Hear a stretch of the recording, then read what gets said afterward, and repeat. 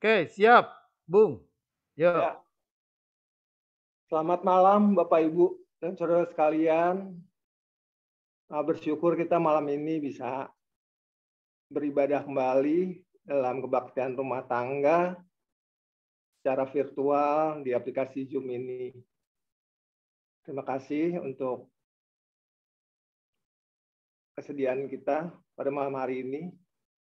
Sebelum kita memulainya, mari kita mengambil saat teduh masing-masing.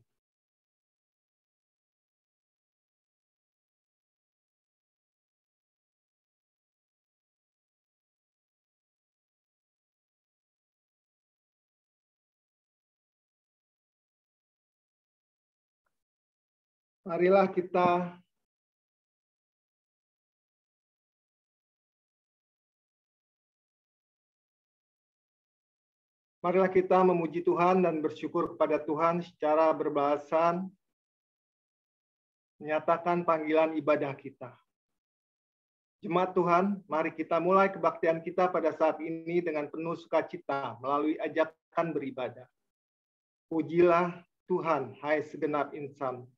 Marilah kita merayakan karya besar dan agung yang telah dilakukannya.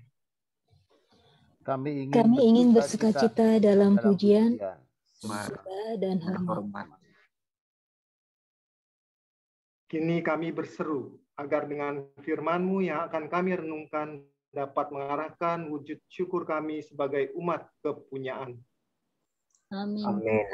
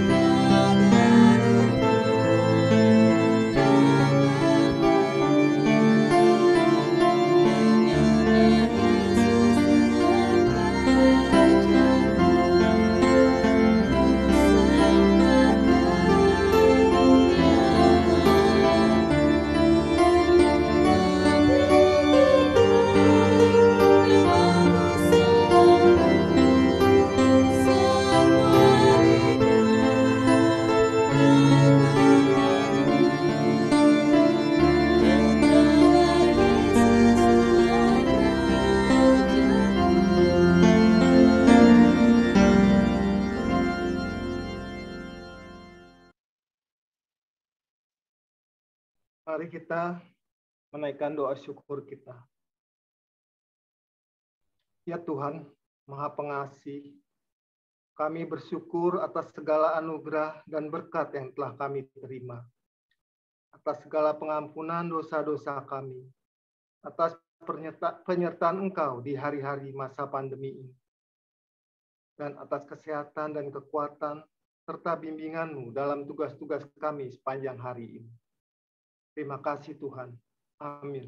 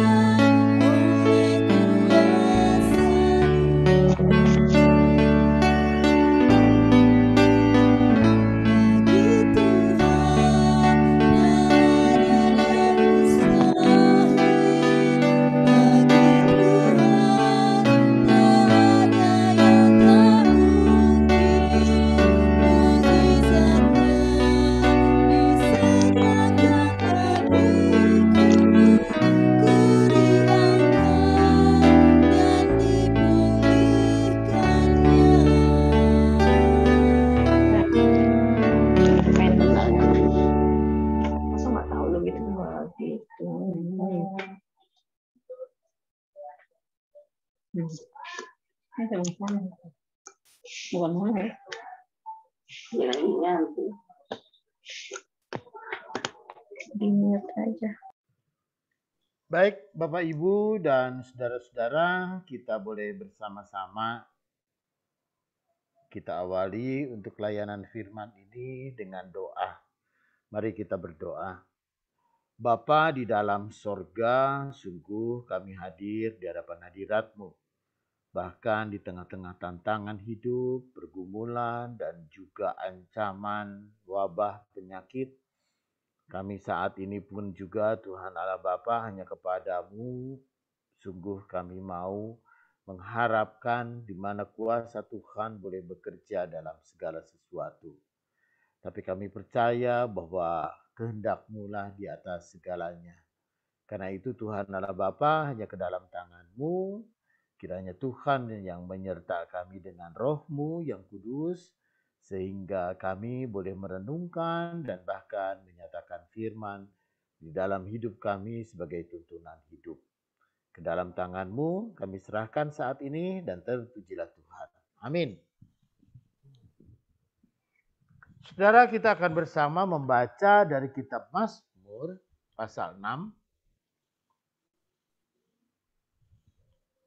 Mazmur pasal 6, Lembaga Alkitab Indonesia memberikan judul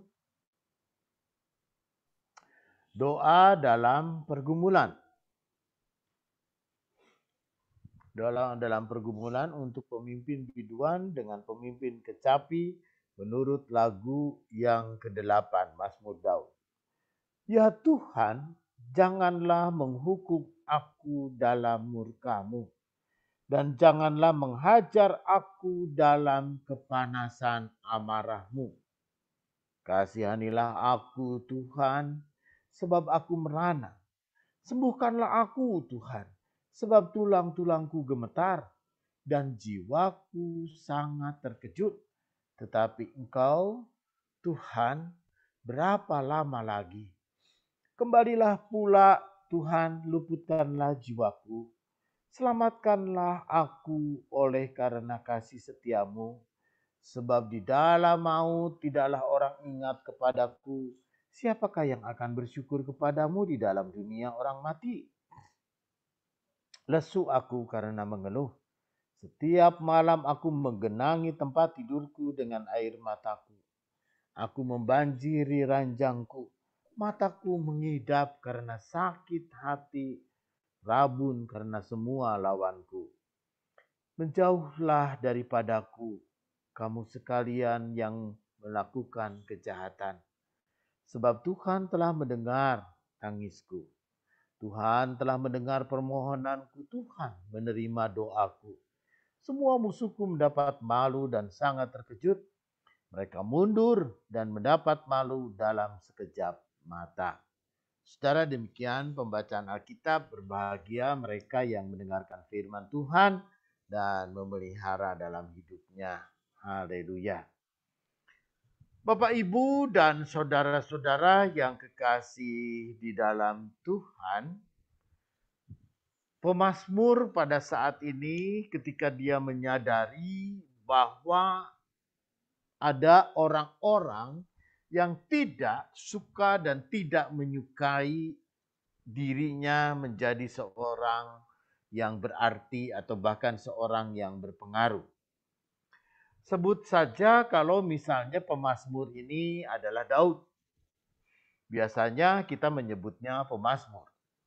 Tetapi kalau pemazmur itu pun juga dengan latar belakang Raja Daud, maka jelaslah bahwa ketika dia menghadapi pergumulan, ketika si pemazmur ini pun juga menghadapi masalah dan bahkan ada banyak musuh-musuh yang mengincar kekuasaannya atau mengincar kedudukannya dan bahkan mengincar kehidupannya.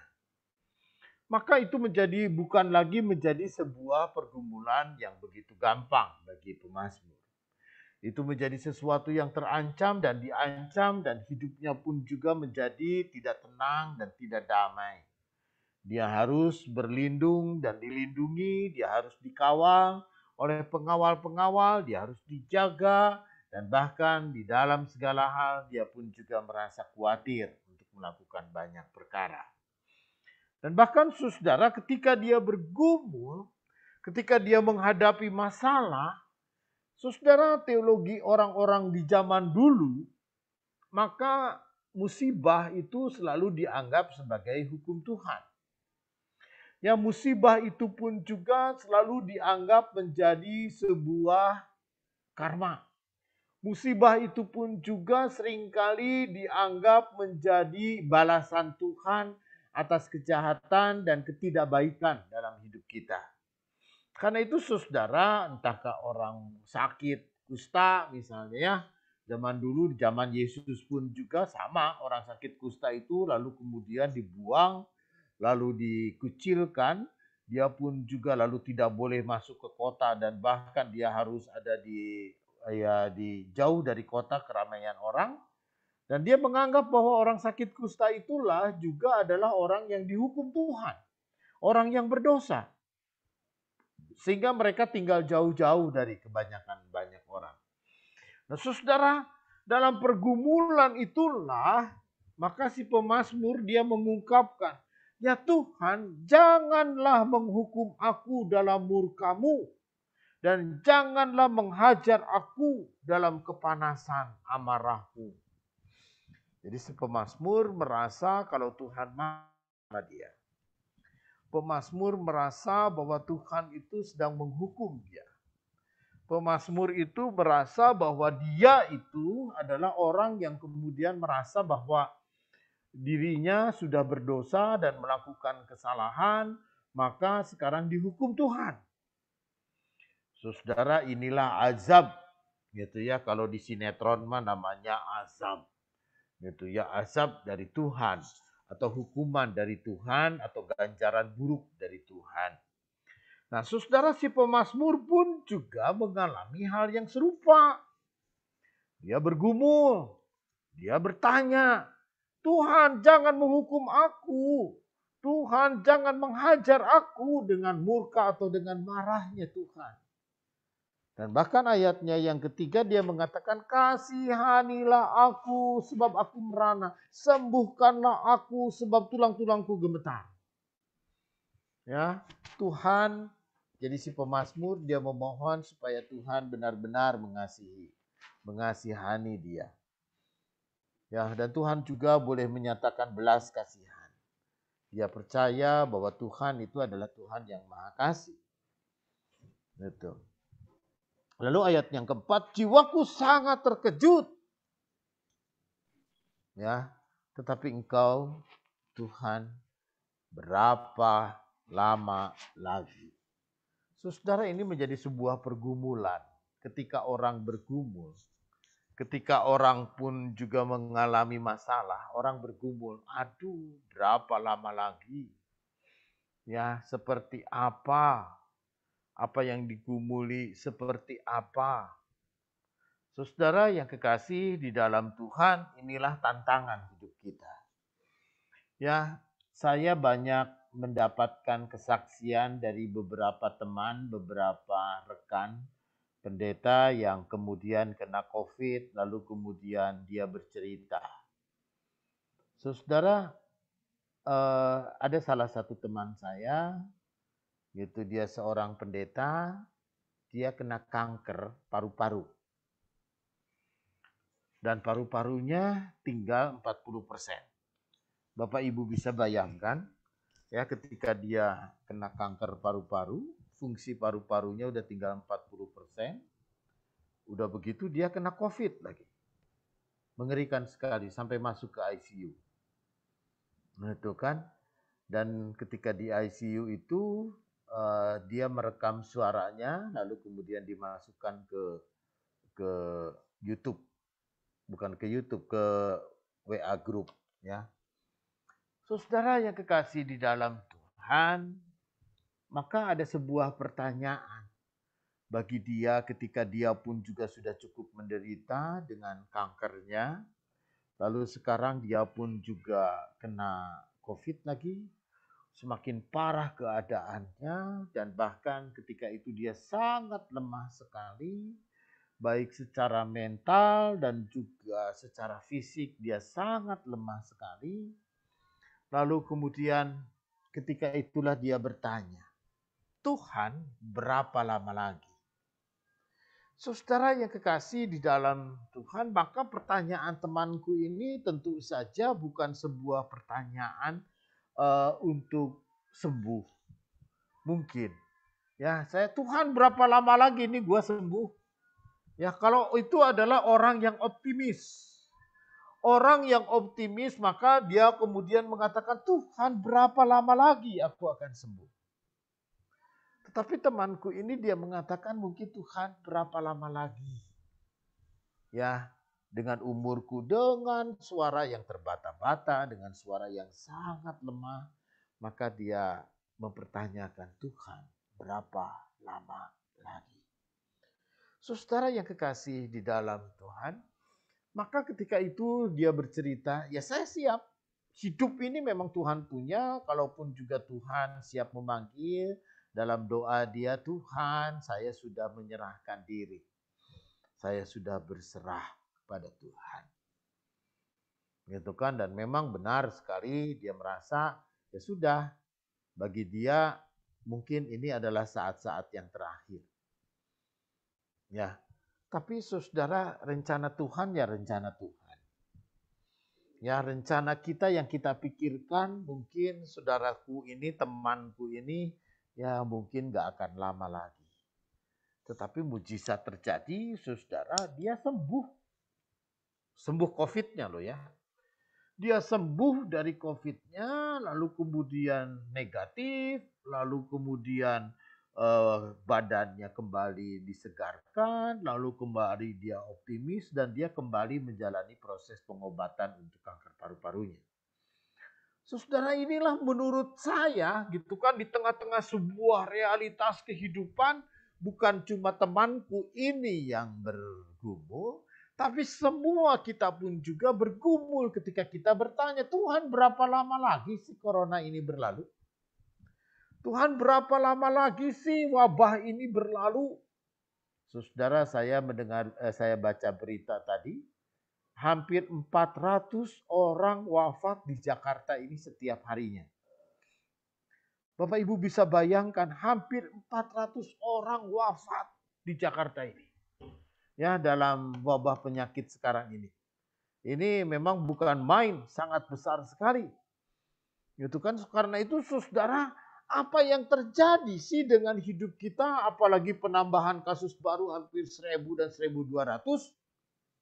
Lalu kemudian kata ibu di rumah, kita berdoa bagi banyak orang, kita berdoa bagi jemaat kita selalu, dan kemudian tidak usah kita mendengar berita tentang COVID. Kita juga nggak usah melihat nonton televisi tentang berita-berita COVID atau apapun juga. Supaya kita menjadi lebih tenang, supaya hati kita pun juga lebih stabil.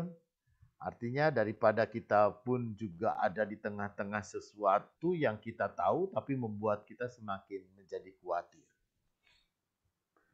Saudara, di satu pihak benar juga, tapi di pihak lain kita terus bergumul. Sampai kita bertanya, Tuhan apakah ini adalah azab? Ya, awal orang akan mengatakan ini adalah azab dari Tuhan karena Indonesia, karena bangsa kita manusia. Taunya bukan Indonesia, manusia sedunia. Itu kan. Apa yang terjadi dengan kehidupan kita pada saat ini? Wah, saudara, kalau Bapak Ibu melihat ranking negara-negara, kita masih lumayan loh, masih masuk negara dari yang paling banyak itu dari 23 rankingnya paling bawah.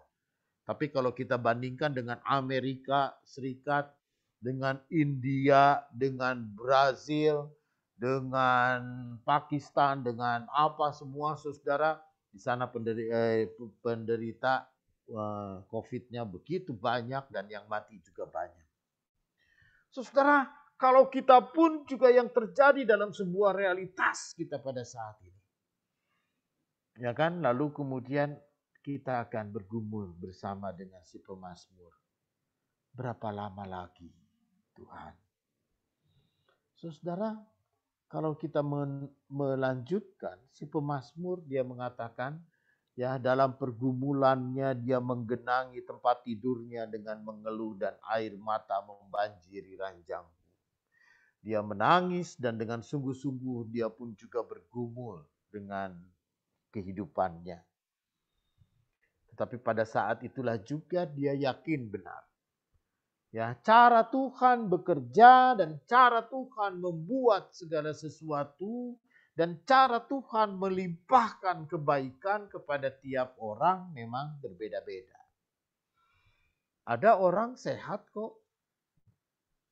Ya, sehat, baik-baik, tidak ada apapun juga. Gitu. Tapi ya hanya gara-gara corona meninggal juga. Dan bahkan ada satu keluarga penatua di Kampung Sawah. Saudara, bulan yang lalu kakaknya, bulan yang lalu kakaknya lagi, dan bulan kemarin gitu kakaknya lagi. Jadi selama 3 bulan berturut-turut ini kakak beradik ini wafat oleh karena virus corona. Dan di Kampung Sawah, saudara, ya Pendeta William itu hampir setiap hari ada orang kemudian wafat oleh gara-gara corona. Saudara, sedemikian mengerikan? Oh ya, gitu ya. Apakah sedemikian mengancam? Iya. Apakah kita harus takut? Rasanya kalau membuat kita menjadi takut, kita menjadi tertekan, menjadi depresi. Dan sama kita pun juga akan merasa khawatir terus hidup kita. Saudara, mewaspadai jauh lebih bijaksana. Mewaspadai kehidupan kita itu akan tetap lebih baik. Mewaspadai ancaman wabah sakit penyakit itu pun juga adalah yang terbaik bagi kita. Sambil kita pun juga terus berharap, sambil kita pun juga terus berdoa, dan sambil kita pun juga menjaga diri dan menjaga kesehatan, dan kita pun juga terus tetap bergantung dan menantikan kuasa Tuhan. Kenapa saudara yang kekasih di dalam Tuhan? Karena pada saat ini dan saat-saat seperti inilah, apapun, siapapun kita, sehebat apapun kita, saudara, virus itu bisa menginfeksi siapa saja, tetapi tentang hidup dan kehidupan kita, toh tetap adalah milik Tuhan. Karena itu saudara yang kekasih di dalam Tuhan, ya di dalam realitas kehidupan kita dan pergumulan kita dan wabah sakit penyakit ini, kita pun juga bertanya terus bersama dengan si pemazmur, berapa lama lagi? Dan kalaupun juga kita tidak tahu, yang kita mohonkan kepada Tuhan, berikan kita kesabaran dan ketekunan, dan berikan kita pun juga kasih yang menghidupi kita terus di tengah-tengah segala situasi apapun. Kita berserah kepada Tuhan dan kita memang mempertaruhkan hidup kita hanya di dalam Tuhan. Amin.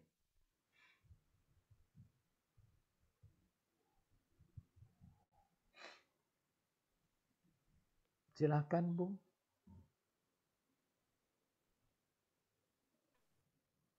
Terima kasih Pak Pendeta atas pelayanan firman-Nya. Sangat menguatkan kita ya. Kita bukan takut coronanya, jadi mental kita juga udah down duluan kita kalau ngomong corona ya.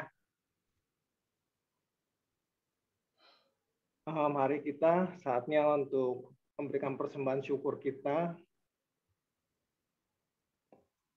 Adapun pengantar persembahan dari 1 Tawarik 16 ayat 29.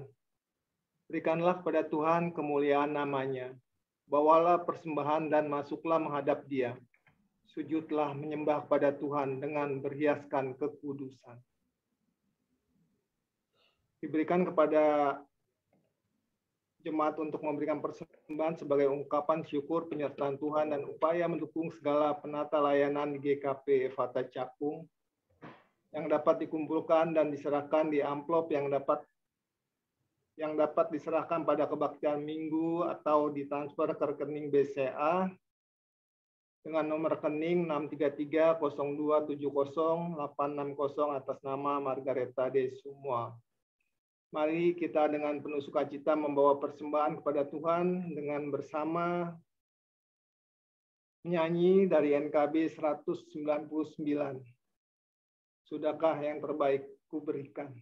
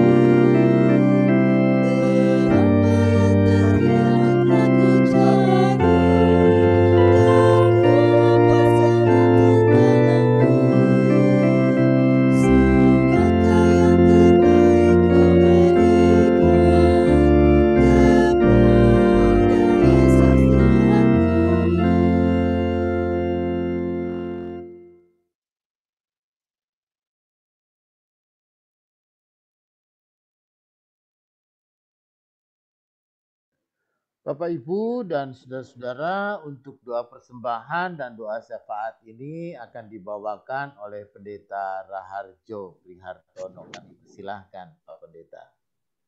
Baik, terima kasih Pak Pendeta. Mari Bapak, Ibu, Saudara, kita satu hati dalam doa persembahan dan juga doa syafaat. Bapa di surga, Allah yang memelihara kehidupan kami, mengasihi kami, menuntun langkah kami untuk semakin mengerti kehendak-Mu dan hidup seturut dengan firman Tuhan. Kami percaya Allah memberkati hidup kami lewat keseharian yang kami boleh jalankan, menjumpai bermacam peristiwa yang kami sikapi, untuk kami mengerti panggilan untuk hidup kami sesuai dengan kehendak-Mu sebagai dalam rumah tangga, sebagai seorang pelajar, mahasiswa, pekerja, usahawan, bahkan juga pelayan-pelayan Tuhan di jemaat. Kami percaya di masa pandemi COVID-19 ini, tidak ada yang sia-sia yang kami kerjakan sekecil apapun sesuai tugas tanggung jawab kami. Bahkan sekalipun bagi kami yang sedang dalam pemulihan atau perawatan di rumah sakit maupun di rumah, kami tetap menunjukkan kesaksian iman kami, kerinduan, cinta kami bagi sesama dalam setiap kebaikan yang kami lakukan, dalam doa dan harapan. Kami percaya Bapa, pada akhirnya kami mengalami pengalaman iman bersama dengan Tuhan yang menuntun langkah kami.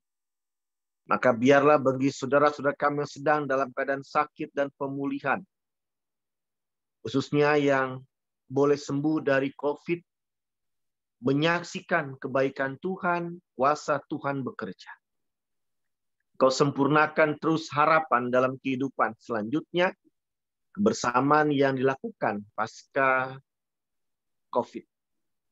Bapa berkati untuk saudara-saudara kami yang terus dikuatkan dalam pemulihan, Ibu Aminah Bait, Ibu Christine Sutini, Ibu Linda Napitupulu, dan Saudari Lucy Panggabean, Bapak Andrean Budi Nugroho, Saudari Naomi, Bapak Abraham, Ibu Yuli Huta Barat yang sudah kembali ke rumah, Saudara Christian, Bapak Yeremia Bayin, dan juga Ibu Yulianti Dani dan Saudari Regina Peta. Kasih Tuhan tak berkurang atas mereka semua. Dan kami jemaat terus menopang dalam doa dan perhatian, sehingga saudara-saudara kami yang disebutkan tadi akan semakin sempurna dalam kesehatan dan pemulihannya. Tapi juga Bapak, kami berdoa biarlah kami punya hikmat dalam menyikapi situasi PPKM darurat ini. Kami percaya kami tidak boleh takut dan khawatir ketika ada Tuhan yang menjagai kami, melindungi kami dari ancaman COVID atau hal lain. Walaupun kami sakit, kami dikuatkan, disembuhkan oleh kuasa darah Kristus. Maka teruslah kami mengerjakan tugas panggilan kami dalam bersekutu seperti pada malam ini dengan penuh sukacita, pelayanan, dan kesaksian iman kami. Tuhan berkati setiap usaha-usaha kami dalam sumber berkat yang Kau izinkan kami miliki memenuhi kebutuhan hidup kami di masa pandemi COVID-19 ini. Dan kami percaya bersyukur bila kami bisa memberikan persembahan buat gereja kami GKP Cakung. Bukan dalam kelebihan, namun dalam keprihatinan masa pandemi COVID-19. Tetapi hati kami bersyukur, kami bersuka cita bersama Tuhan Sang Sumber Berkat dan kehidupan buat kami. Berkati gerejamu ini ya Bapa, Majelis Jemaat Penatua dan Pendeta Jemaat GKP Cakung, komisi dan setiap pelayan aktivis gereja yang terus bersemangat menghadirkan kesaksian hidup bergereja di tengah-tengah masyarakat dan dimanapun kami hadir. Di dalam nama Tuhan Yesus Kristus, kami bawa doa ini. Amin.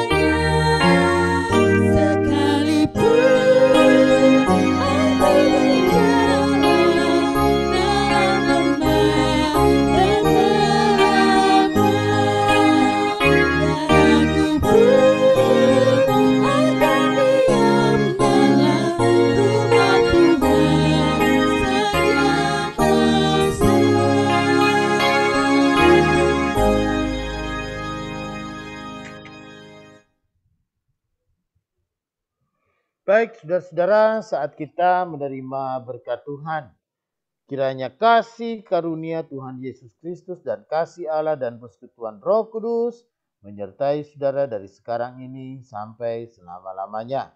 Amin. Amin. Layanannya Pak Pendeta Erik, Pak Pendeta Thomas, Bu Evi, Bu Indah. Makasih Pendeta Tono untuk doanya. Makasih semuanya Pak Pendeta. Mas, tadi saya lihat ada Pak Sukirmanto. Iya, Bapak tadi coba join, tapi katanya nggak ada itu, nggak bisa dengar suaranya. Mungkin settingan Zoom-nya di handphone belum benar, Pak. Sinyalnya ya, sinyalnya juga mungkin. Iya, nggak tahu deh. Nah, coba dicek lagi besok, mungkin bisa join dia mungkin, Pak. Iya. Mudah-mudahan ya. Ya. Pak Dik di mana, Dik? Di Indo apa di mana, Dik? Singapura masih lockdown. Masih lockdown ya. Aduh. Tapi hebat dia mau nyamain kayak flu ya.